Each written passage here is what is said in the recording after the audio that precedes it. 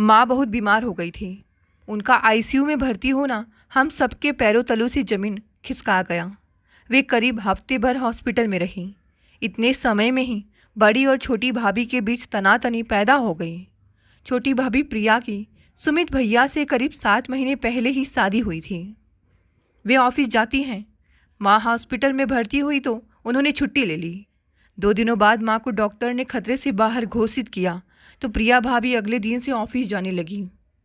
Office में इन दिनों काम का बहुत जोर होने के कारण उन्हें ऐसा करना पड़ रहा था। बड़ी भाभी प्रीति को छोटी भाभी का ऐसा करना कतई नहीं जचा। मैं अकेली घर का काम संभालूं या हॉस्पिटल में माँ जी के पास रहूं? अपनी देवरानी प्रिया को ऑफिस जाने को तैयार होती देख वे गुस्से से भर गई। किसी एक इंसान के दफ्तर ना पहुंचने से वह बंद नहीं हो जाएगा। इस कठिन समय में प्रिया का काम में हाथ ना बटाना ठीक नहीं है। दीदी, मेरी मजबूरी है। मुझे 8-10 दिन ऑफिस जाना ही पड़ेगा, फिर मैं छुट्टी ले लूँगी और आप खूब आराम करना। प्रिया भाभी की सहजता से कही गई इस बात को प्रीति भाभी खामखा ही बुरा मान गई। यह सच है कि प्रीति भाभी माँ के साथ बड़ी गहराई से जुड़ी हुई हैं। उनकी माँ उन्हें बचपन में ही छोड़कर चल बसी थी। सास बहू के बीच बड़ा मजबूत रिश्ता था और माँ को पड़े दिल के दौरे ने प्रीति भाभी को दुख, तनाव व चिंता से भर दिया था। प्रिया भाभी की बात से बड़ी भाभी अचानक बहुत ज़्यादा चिढ़ गई थी। बन ठन कर ऑफिस में बस मटर गश्ती करने जाती हो तुम। मैं घर ना संभालूँ तो तुम्हें आटे दाल का भाव मालूम पड़ जाए। ऐसी कड़वे बातें मुंह से निकालकर बड़ी भाभी ने प्रिया को रुला दिया था। मुझे नहीं करनी नौकरी, मैं त्याग पत्र दे दूंगी। उनकी इस धमकी को सबने सुना और घर का माहौल और ज़्यादा तनावग्रस्त हो गया। प्रिया भाभी की पगार घर की आर्थिक स्थिति को ठीक ठाक बनाए रखने में महत्वपूर्ण भूमिका निभाती थी। सब जानते थे कि वे जिद्दी स्वभाव की हैं और जिद पर अड़कर कहीं सचमुच त्यागपत्र ना दे दें। इस डर ने पापा को इस मामले में हस्तक्षेप करने को मजबूर कर दिया। बहू, उसे दफ्तर जाने दो, हम सब हैं ना यहाँ का काम संभालने के लिए। तुम अपनी सास के साथ हॉस्पिटल में रहो, शिवानी रसोई संभालेगी।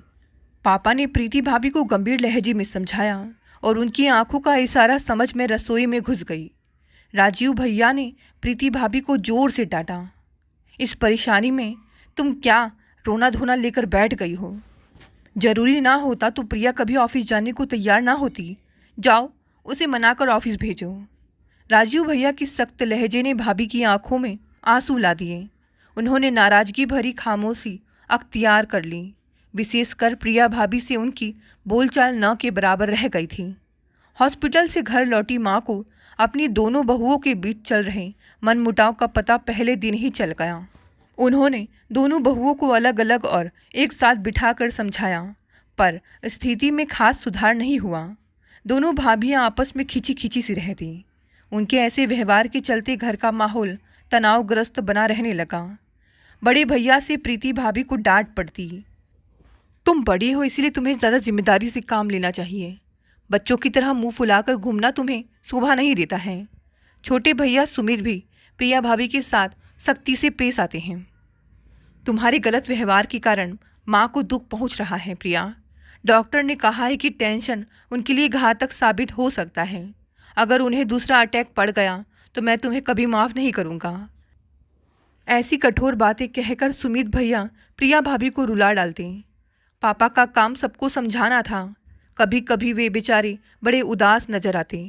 जीवन संगिनी की बीमार व घर में घुस गई अशांति के कारण वे थके व टूटे से दिखने लगे थे। माँ ज़्यादातर अपने कमरे में पलंग पर लेटी आराम करती रहती। बहुओं के मूड की जानकारी उन तक पहुँचाने की जिम्मेदारी उन्होंने मुझ पर डाली हुई थी। मैं बहुत कुछ बातें उनसे छिपा जाती, पर झूठ नहीं बोलती। घर की बिगड़ती जा रही स्थिति को लेकर माँ की आंखों में चिंता के भावों को मैं निरंतर बढ़ते देख रही थी। फिर एक खुशी का मौका आ गया। मेरे 3 साल के भतीजे मोहित का बर्थडे रविवार को पड़ा। इस अवसर पर घर के बोझिल माहौल को दूर भगाने का प्रयास हम सभी ने दिल से किया था। प्रिया भाभी मोहित के लिए बैटरी से पटरियों पर चलने वाली ट्रेन ले आईं। हम सभी बन सवर कर तैयार हुए। बहुत करीबी रिश्तेदारों व मित्रों के लिए लजीज खाना हलवाई से तैयार कराया गया। उस दिन खूब मौज मस्ती रही। केक कटा, जमकर खाया पिया गया और कुछ देर डांस भी हुआ। यह देखकर हमारी खुशियाँ दोगुनी हो गई कि प्रीति और प्रिया भाभी खूब खुलकर आपस में हंस बोल रही थी। लेकिन रात को एक और घटना ने घर में तनाव और बढ़ा दिया था। प्रिया भाभी ने रात को अपने पहने हुए जेवर माँ की अलमारी में रखे तो पाया कि उनका दूसरा सोने का सेट अपनी जगह से गायब था। उन्होंने माँ को बताया। जल्द ही सेट के गायब होने की खबर घर भर में फैल गई। दोनों बहुओं के जेवर माँ अपनी अलमारी में रखती थी। उन्होंने अपनी सारी अलमारी खंगाल मारी पर सेट नहीं मिला। मैंने चाबी या तो प्रीति को दी थी या प्रिया को। इन लोगों की लापरवाही के कारण ही किसी को सेट चुराने का मौका मिल गया। घर में आए मेहमानों में से अब किसी चोर समझे। माँ का चेहरा गुस्से से लाल हो रहा था। माँ किसी मेहमान को चोर बता रही थी और प्रिया भाभी ने अपने हाव भाव से यह जाहिर किया जैसे चोरी करने का शक उन्हें प्रीति भाभी पर हो। प्रिया भाभी नाराज भी नजर आती थी और रुआंसी भी।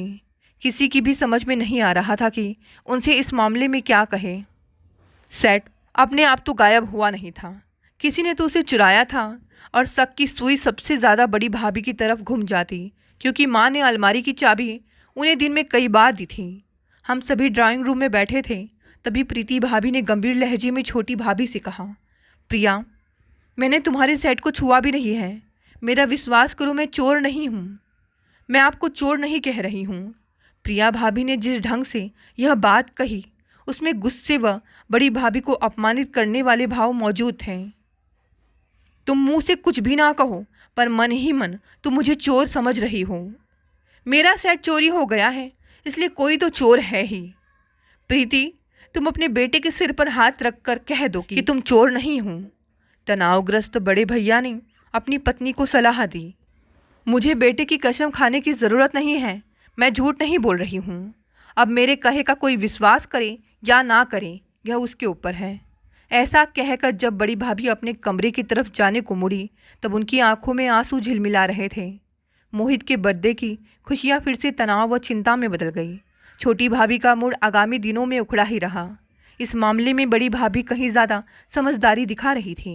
उन्होंने प्रिया भाभी के साथ बोलना बंद नहीं किया, बल्कि दिन में एक दो बार जरूर इस बात को दोहरा देती कि प्रिया उन पर सेट की चोरी का गलत शक कर रही है। माँ ने उन दोनों को ही समझाना छोड़ दिया। वे काफ़ी गंभीर रहने लगी थी। वैसे उनको टेंशन न देने के चक्कर में कोई भी इस विषय को उनके सामने उठाता ही नहीं था। मोहित के बर्थडे के करीब 10 दिन बाद मुझे कॉलेज के एक समारोह में शामिल होना था। उस दिन मैंने प्रिया भाभी का सुंदर सूट पहनने की इजाज़त उनसे तब ली जब वे बाथरूम में नहा रही थी। उनकी अलमारी से सूट निकालते हुए मुझे उनका खोया हुआ सेट मिल गया। वह तह किए गए कपड़ों के पीछे छिपा कर रखा गया था। मैंने डब्बा जब माँ को दिया तब बड़ी भाभी उन्हीं के पास बैठी हुई थी।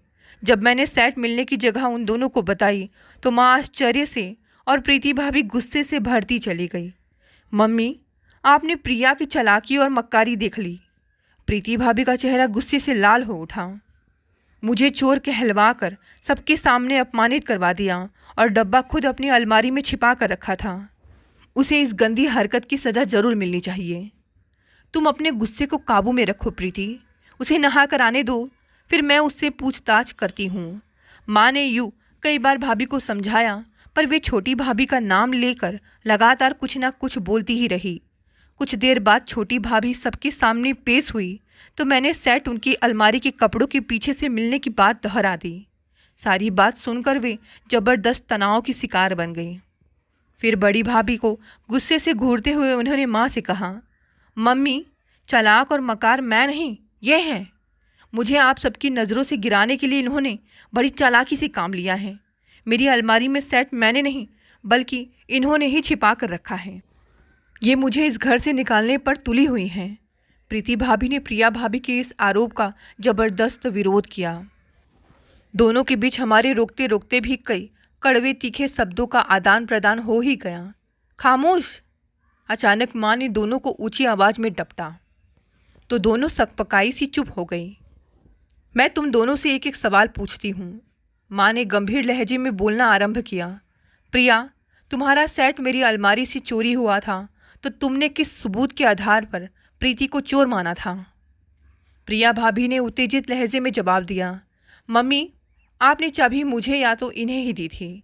अपने सेट के गायब होने का शक इनके अलावा और किस पर जाता? तुमने मुझ पर शक क्यों नहीं किया?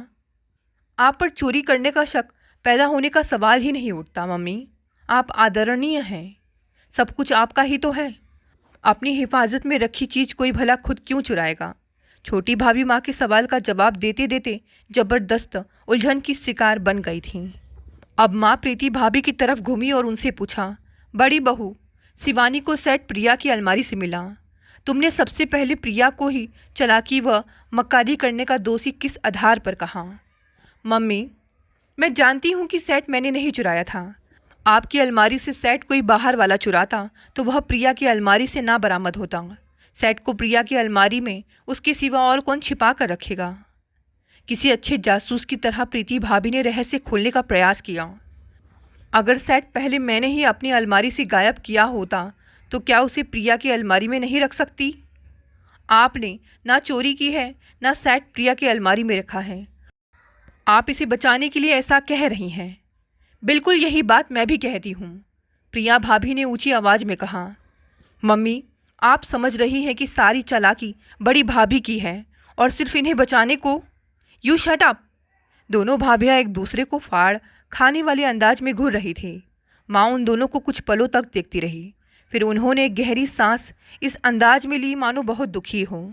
दोनों भाभियाँ उनकी इस हरकत से चौंकी और गौर से उनका चेहरा ताकने लगी। माँ ने दुखी लहजे में कहा, तुम दोनों मेरी बात ध्यान से सुनो। सच्चाई यही है कि प्रिया का सेट मैंने ही अपनी अलमारी से पहले गायब किया और फिर शिवानी के हाथों उसे प्रिया की अलमारी से बरामद करवाया। दोनों भाभियों ने चौंक कर मेरी तरफ देखा। मैंने हल्की सी मुस्कुराहट अपने होठों पर लाकर कहा, माँ सच कह रही हैं। मैं सेट चुन्नी में छिपाकर प्रिया भाभी के कमरे में ले गई थी और फिर हाथ में पकड़कर वापस ले आई। ऐसा मैंने माँ के कहने पर किया था। मम्मी, आपने यह क्यों किया? अपनी दोनों बहुओं के बीच मनमुटाव कराने के पीछे आपका क्या मकसद रहा? प्रीति भाभी ने यह सवाल प्रिया भाभी की तरफ से भी पूछा। माँ एकाएक बड़ी गंभीर व भावुक होकर बोली, मैंने जो किया उसकी गहराई में एक सीख तुम दोनों के लिए छिपी है। उसे तुम दोनों जिंदगी भर के लिए गांठ बांध लो। देखो, मेरी ज़िंदगी का अब कोई भरोसा नहीं है। मेरे बाद तुम दोनों को ही यह घर चलाना है। राजीव और सुमित सदा मिलकर एक साथ रहें, इसके लिए यह ज़रूरी है तुम दोनों के दिल में एक दूसरे के लिए प्यार व सम्मान हो। सेट से जुड़ी समस्या पैदा करने की जिम्मेदार मैं हूँ, पर तुम दोनों में से किसी ने मुझ पर शक क्यों नहीं किया? इसका जवाब तुम दोनों ने यही दिया कि मैं तुम्हारे लिए आदरणीय हूँ।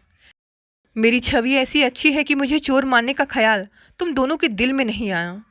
तुम दोनों को आजीवन एक दूसरे का साथ निभाना है।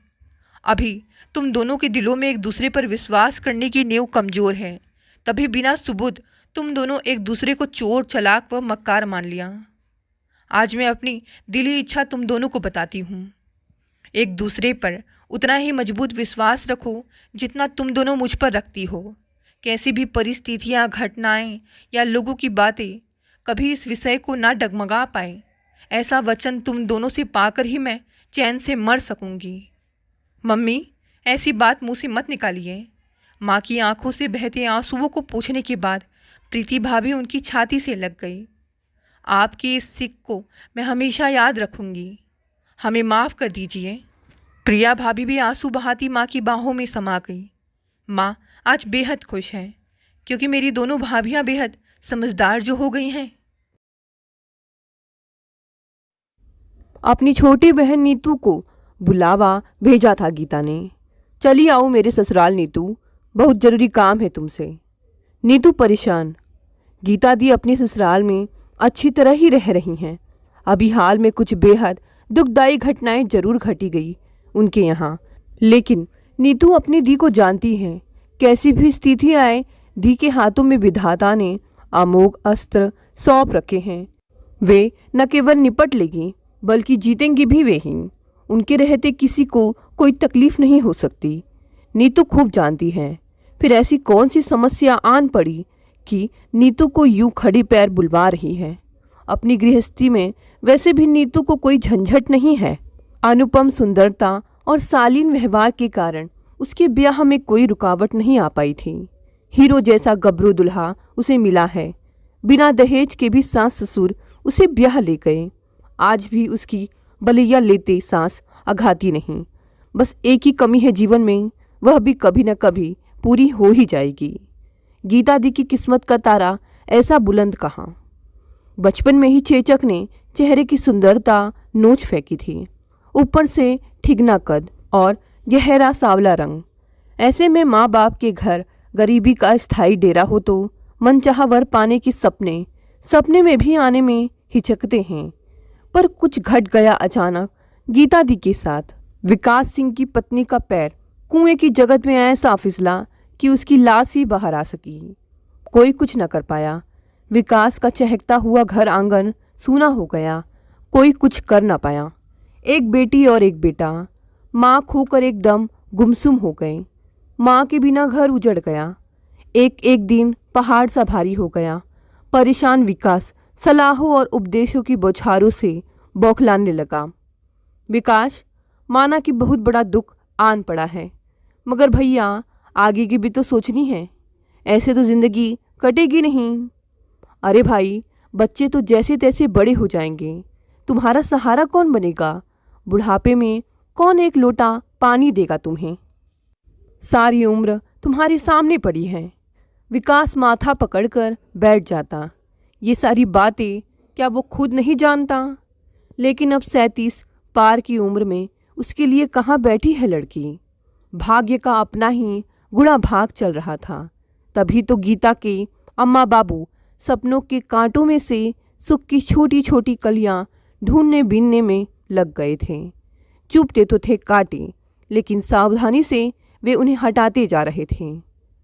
उम्र में तो बहुत अंतर है, जोड़ी तो जरा भी नहीं जमेगी। सबसे अधिक चुभने वाला कांटा यही था, जिसे अम्मा ने तर्क की कैंची से कतर कर उखाड़ फेंका था। लड़कियों की उम्र ढलने में देर नहीं लगती। एक दो बच्चे होते ही बराबर उम्र की लगने लगती हैं। मगर उसके बच्चे तो बड़े बड़े हैं, वे नई माँ को स्वीकार करेंगे? अम्मा की दृढ़ता विश्वास की अड़िग दीवार सामने खड़ी थी। उन्हें करना पड़ेगा, मजबूरी उनकी भी है। कब तक दूसरों के घर का खाना खाएंगे? सारे परिवार की देखभाल कौन करेगा? अपनी गीता इस ब्याह के लिए राजी हो जाएगी? डरते डरते ही सही बाबू ने दुधारी तलवार सामने रख दी। यह एक गुण भरा हंसिया था। यह एक कड़वा घूंट था, जिसे पीकर भी मरना था, बिना पिए भी मरना था। इस एक बोतल के प्रश्न ने उन्हें निचोड़ कर रख दिया था। ना करे तो बेटी बिन ब्याही घर में ही रह जाए। माँ बाप के बाद कौन होगा उसका? पर करने के लिए बस यही एक अधबूढ़ा है, जहाँ वे कुछ अधिक कर सकते हैं। इस बारे में गीता से पूछा गया। गीता इतनी नादान तो न थी कि सच्चाई न देख पाए। वह क्या देख नहीं रही थी कि जो भी उसे देखने आया दोबारा न पलटा। जब सुंदर सुंदर लड़कियां भारी दान दहेज के साथ मिल रही हों तो गरीब की कुरूपा को कौन ब्याहना चाहेगा? फिर गीता इतनी पढ़ी लिखी भी ना थी कि अपने पैरों खड़ी होकर जीवन निर्वाह कर ले। असुंदर तन में क्या मन की उड़ानों पर भी प्रतिबंध होता है? सपनों की बगिया पर क्या केवल रूप का ही अधिकार होता है? उठती उम्र की मीठी मीठी ख्वाहिशों ने गीता के मन को भी तो गुदगुदाया था, लेकिन उसकी राह में तो बंदिशों का दलदल था। अपनी मर्जी से राह चुनने की न गुंजाइश थी न संभावना। झुकी हुई उदास आंखों की चुप्पी को ही गीता की हाँ मानकर विकास के घर प्रस्ताव भेज दिया गया। गीता को देखने विकास के परिवार से कुछ लोग आए और बड़े गिरे हुए मन से गीता को अंगूठी पहनाकर चले गए। कहाँ वह रूपवती गोरी चिट्टी बहू और कहाँ यह काली ठिगनी लड़की। कहीं कोई तुलना नहीं, लेकिन नकारने की भी तो कोई गुंजाइश नहीं, ना इनको और ना उनको। मजबूरी में किया गया समझौता। चलो ठीक है, जैसी है गृहस्थी तो संभालेंगी ही। बच्चों को 2 वक्त का खाना तो घर में मिलेगा, संझा को दिया बाती तो होगी। और गीता ब्याह के हवन कुंड में अपनी भावनाओं, कामनाओं, सपनों की आहुति डालकर सिंह परिवार की बहू बनकर आ गई। अपनी इच्छाओं का क्रियाक्रम करके उसने नए जीवन में पग रख दिया था। 37-38 वर्ष के पुरुष को पति के रूप में स्वीकार करने में गीता 100 बार मरी। वह तो जीने मरने को एक ही तराजू पर तौलकर इस दहलीज के अंदर आई थी। नए घर में गीता थी और था जिम्मेदारियों का हिमालय। नई उम्र को जूझना था चौतरफा जवाबदारियों से। मुंह अंधेरे उठकर घर की साफ सफाई, नहाना धोना निपटाकर बच्चों का मनपसंद नाश्ता बनाना, उन्हें तैयार कर स्कूल भेजना, खाना बनाना, बर्तन कपड़े, सुबह से शाम तक चक्री की तरह घूमती, थक कर ऐसी चूर हो जाती कि याद ही ना आता कि वह अभी युवा है। सपने हैं। वह तो बस गृहिणी बनकर घर में आई और आते ही माँ के पद पर प्रतिष्ठित हो गई। सावला सौंदर्यहीन मुख मातृत्व की पावन आभा से चांदनी को परास्त कर रहा था। मन की खूबसूरती ने तन को अदृश्य रत्नों से जगमगा दिया था। गीता तो रत्न जड़ित प्रतिभा है। विकास अपने भाग्य की सराहना करते थकता ना था। उसके रोम रोम में आशीषों की वर्षा होने लगी। अंश और अंशिका को भूलने में ज़्यादा वक्त नहीं लगा कि उन्हें जन्म देने वाली कोई और थी। अधेड़ पति की पत्नी गीता अपने पति को लेकर संकुचित तो होती थी, लेकिन अपने बच्चों की वह सफल माँ थी। माँ का पद पाकर जैसे वह बहुत बड़ी हो गई थी, गर्व से भर गई थी। यह मेरी बेटी है और यह मेरा बेटा। पढ़ाई पूरी होते ही विकास ने अंशिका को ब्याह दिया। अंश कॉलेज की पढ़ाई पूरी कर पिता के काम में सहायता करने लगा। विकास बेफिक्री से पारिवारिक जीवन जी रहे थे। अधेड़ पति के रंग में रंग कर गीता भी अपने आप को अधेड़ ही मानने लगी थी। नीतू बहुत दिनों बाद अपनी दी से मिली तो झुंझला पड़ी। यह क्या हो गया है दी तुम्हें? कैसी रहती हो? अभी उम्र ही क्या है तुम्हारी? अपनी और जरा भी ध्यान नहीं है तुम्हारा। गीता की निश्चल हंसी माला के शुभ मोतियों की तरह बिखर गई। बहन, बड़े बड़े बच्चों की माँ हूँ। मैं बूढ़ी नहीं तो क्या जवान दिखूंगी? तुम्हारे घर अभी बाल गोपाल नहीं आए हैं ना, इसलिए सच सवर कर घूम सकती हूँ। मैं तो जल्द ही बहू लाने वाली हूँ घर में। मैं सिंगार पटार करूँगी तो बहू क्या सोचेगी, दुनिया क्या कहेगी? नीतू बस दी का मुंह ताकती रह गई। कहने को था ही क्या, समर्पण की भी तो कोई सीमा होती होगी। विधि का विधान भी बड़ा अजीब है। सौत के बच्चों से गोद भर देने के बाद वह जैसे गीता की गोद भरना ही भूल गया। गीता को भी तो कोई परवाह नहीं थी। माँ माँ कहते आगे पीछे घूमने वाले बच्चों से तो भरी पूरी थी ही। अब तो अंश का ब्याह रचा कर घर में बहू भी ले आई थी। वह सुंदर नाजुक सी बहू घर में आई तो गीता निहाल हो गई। बहू बहुत समझदार थी। सास के मन को पढ़ने में उसने देर ना की। सास बहू का यही रिश्ता जल्द ही दोस्ती में बदल गया। समय पंख लगाकर उड़ चला। कुछ ही महीनों बाद बहू की तरफ से खुशखबरी पाकर गीता खिल उठी। अब तो वह दादी बन जाएगी। इतनी कम उम्र में दादी का ऊंचा पद। गीता के पांव जमीन पर ही नहीं पड़ते थे। बहू को हाथों हाथ ले लिया उसने। विकास जी ने भी भगवान के आगे शीश नवाया था। बेटे के घर संतान होगी, मेरा वंश आगे बढ़ेगा। झोली भर दी भगवान, बस और कुछ नहीं चाहिए। पर कहाँ, जो हुआ उसके बारे में तो किसी ने सोचा भी ना था। गीता की लाज का ठिकाना ना रहा। भले ही गीता की शारीरिक स्थिति युवा थी, लेकिन मन तो बूढ़ा ही हो चुका था। घर में बहू बेटा थे। बेटी ब्याही जा चुकी थी और अब तो वह दादी भी बनने वाली थी। ऐसे में भगवान ने यह कैसी ठिठोली की।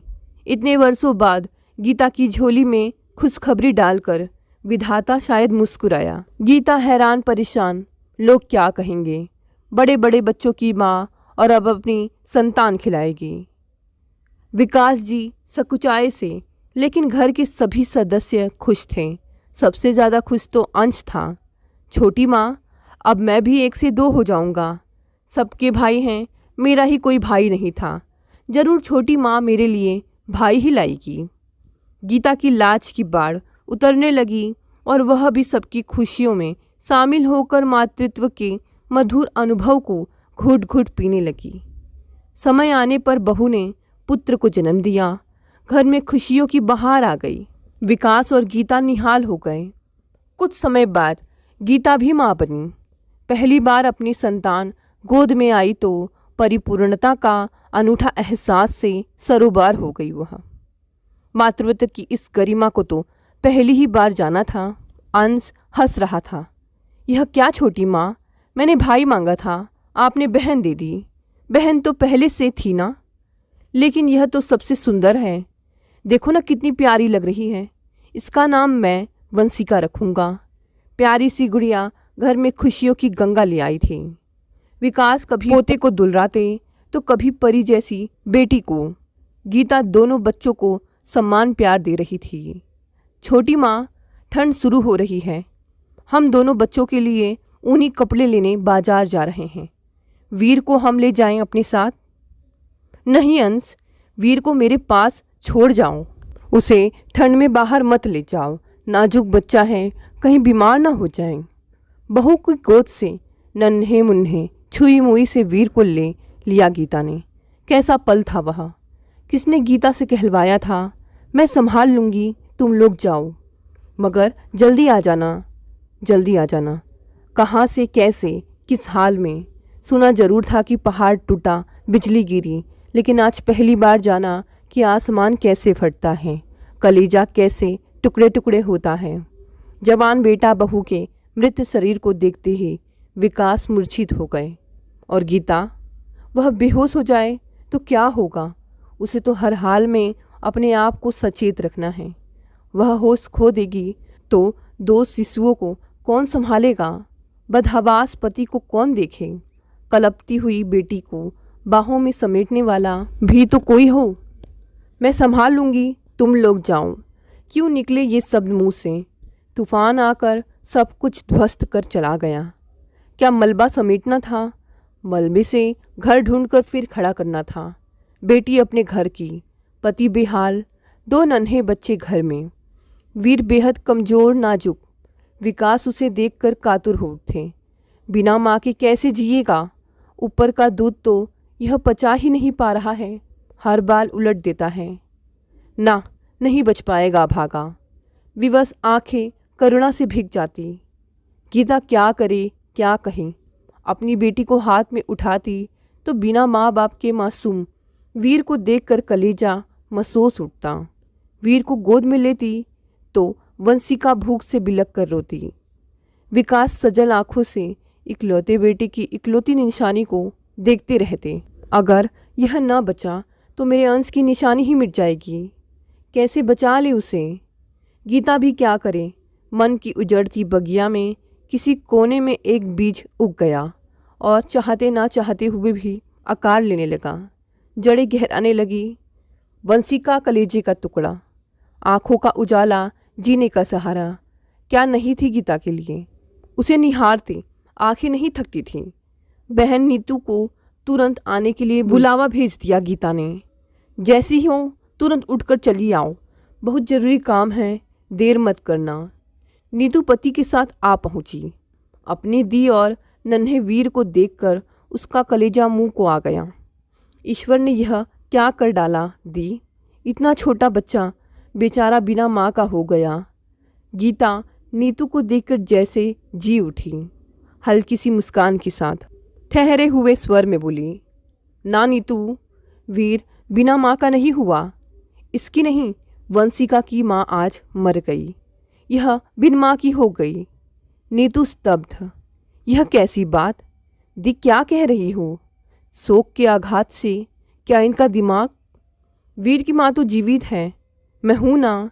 यह मेरा दूध पीकर पलेगा, बढ़ेगा, मैं इसे कुछ थोड़े ही होने दूंगी। वंशिका को उठाकर गीता ने नीतू की गोद में डाल दिया। इस अभागन को पाल लो नीतू, इसकी माँ बन जा बहन। मेरी वंशिका को, मेरी लाडली को तुम ले जाओ। वादा करती हूँ कभी कहीं देखूंगी तो पहचानूंगी नहीं इसे। अब यह तुम्हारी बेटी है, इसे बिन माँ की होने से बचा लो। छोटी बहन के 2 पैरों पर हाथ रख दिया गीता ने। दीन करुणा में नहाए शब्द, आंसू उमड़ आए। एक विवश माँ के आंसू न बहने देना और न रोक पाना संभव है, पर असंभव को संभव बना दे वही तो गीता है। नीतू कंटकित हो गई। कभी दी को देखती तो कभी अपनी गोद में पड़ी वंशिका को। सारे संसार की दौलत एक ही बार में झोली में आ जाए तो कौन नहीं बोरा जाता। यह गुलाब का फूल क्या अब सचमुच ही उसका है? यह प्यारी सी बेटी क्या सचमुच ही उसकी हो गई? सच, इस बोझिल माहौल में अपनी खुशी कैसे छिपाए नीतू? कैसी है ये दी? बरसों बाद मिले ईश्वर के इस अमूल्य वरदान, इस हीरे की कनी से मुंह मोड़ रही है, वह भी सौतेले बेटे की निशानी को बचाने के लिए। इस निर्मोही दुनिया में ऐसा भी कोई करता है क्या? मैं दोनों बच्चों को नहीं पाल सकूंगी। वीर की रक्षा करना जरूरी है। वंशिका मेरे साथ रहेगी तो मेरे अंदर की माँ मुझे कमज़ोर करती रहेगी और मैं वीर के साथ पूरा न्याय नहीं कर पाऊंगी। तुम्हारे जीजा जी का यह घर मैं उजड़ने नहीं दूंगी। वीर उनका वंशधर हैं, इसमें उनके वंश की छवि दिखाई देती है। बंद रास्तों में भी अवरोधों की चट्टानों को तोड़ पग पग आगे बढ़ने की कोशिश करती दी को देखकर नीतू विस्मित थी। वीर को मैं पूरा न्याय देना चाहती हूँ। विधाता से उसके जीने का हक छीनना चाहती हूँ। माँ बाप तो खो ही चुका है, उसका जीवन विधाता को भी नहीं छीनने दूंगी, चाहे उसकी कोई भी कीमत मुझे चुकानी पड़े। तेरा जीजा जी ने मुझे क्या नहीं दिया? घर परिवार, मान सम्मान, प्रेम और सबसे बढ़कर आश्रय। मुझे तो ऊपर वाले ने कुछ दिया ही नहीं था। आज उन्हें मुझसे कुछ चाहिए, वे तो कुछ कहते नहीं। लेकिन तुम ही बताओ नीतू, मैं कैसे आंखें बंद कर लूँ? कैसे होने दूँ जो हो रहा है? बहन के मन की पीड़ा बहन को सिर से पैर तक भिगो गई। लेकिन दी, तुमने भी तो अपने फर्ज में कसर नहीं छोड़ी, फिर क्यों अपना कलेजा छोड़कर इस तरह खाली हो रही हो? गीता की आंखों में बेपनाह वेदना का सागर मचल उठा। हृदय का सारा प्यार दुलार आंखों से बेटी पर उड़ेल कर उसने नजरें घुमा ली। शायद तुम ठीक कह रही हो, लेकिन बहन, यह हिसाब तो मेरा है। तुम्हें कैसे समझाऊं? इस समय मेरी दो आंखें हैं, वीर और तुम्हारे जीजा। बस इतना ही समझ पा रही हूँ कि वो अपने बेटे की निशानी को बचाना चाह रहे हैं और मैं उनकी इच्छा को कैसे मरने दूँ? ईश्वर का दिया अमृत पिलाकर अगर मैं वीर को जिला लूँगी तो कोई कुछ कहे ना कहे, मैं अपने आगे गर्व से खड़ी हो सकूँगी और बहुत बड़े पश्चाताप और शर्मिंदगी से बच जाऊँगी। गीता अपने आप में गहरे उतर गई। बेटी के बिना जी लूँगी, मगर उस गलानी स्वार्थ का बोझ हरगिज ना उठा पाऊँगी। लंबी सांस खींचकर गीता फिर बोली, नीतू, बस इतना समझ लो कि वीर मेरे बेटे बहू की आखिरी निशानी है। मेरे पति की डूबती नाव की पतवार है वह। मेरी बेटी को तो तुम जिला लोगी, मुझे विश्वास है, लेकिन वीर, उसे अगर मैंने नहीं संभाला तो वह नहीं बचेगा। आशंका मात्र से कांपकर गीता ने वीर को सीने से चिपका लिया, आंचल से अच्छी तरह ढक लिया। अपने दुर्भाग्य से अनजाना नन्हा शिशु तृप्त भाव से सो गया। छलछलाई आंखों से विकास अपनी पत्नी को देख रहे थे। रोम रोम से सौंदर्य झर रहा था उस असुंदर शरीर से। ठिगना कद आसमान की ऊंचाइयों को नाप रहा था। गहरा सांवला रंग और ऐसा आभा मंडल, त्याग, समर्पण, ममता का ऐसा इंद्रधनुष तो कभी किसी ने देखा ना होगा। नीतू भरी गोद और भारी मन से विदा हो गई। दी ने आज उसे जो उपहार दिया था, उसे लेकर दी कंगाल नहीं बल्कि अमूल्य दिव्य धन की स्वामिनी हो गई थी। दोस्तों, ये कहानी यहीं समाप्त हो गई। अगर कहानी पसंद आई तो इसे लाइक, शेयर और कमेंट ज़रूर करें। साथ ही साथ अगर आप नए हैं तो इस चैनल को भी सब्सक्राइब कर लें। धन्यवाद दोस्तों, मिलते हैं अगली नई कहानी से।